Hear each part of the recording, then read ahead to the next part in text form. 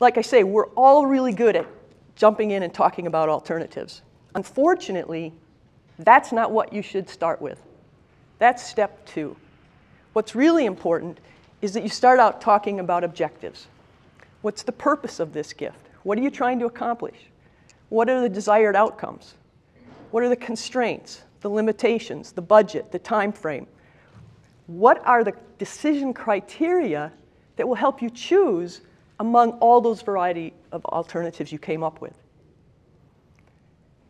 And I guarantee you that if you can't agree on those objectives, if you can't agree on the decision criteria, you will never agree on one of the alternatives.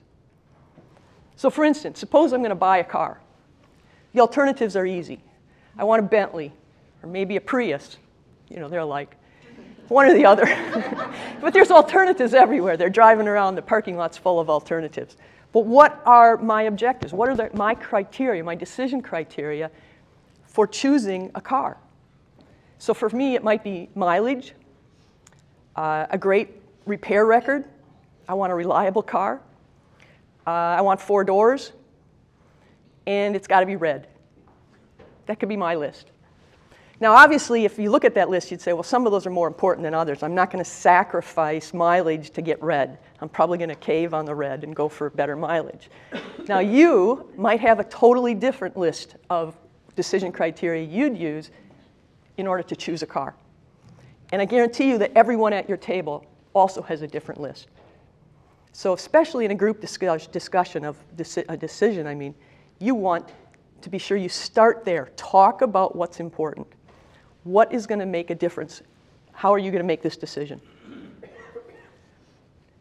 So when you were having your discussion about the best gift to give employees, did you talk about objectives?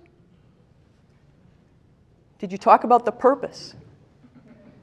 Did you talk about constraints? Probably money, right? Money came up. Occasionally, we're pretty good at that. When someone throws out an alternative, like, well, let's give everyone $10,000, money comes up pretty fast. So that's easy. Okay, so here we're going to give you a chance to remedy that situation where you didn't discuss objectives.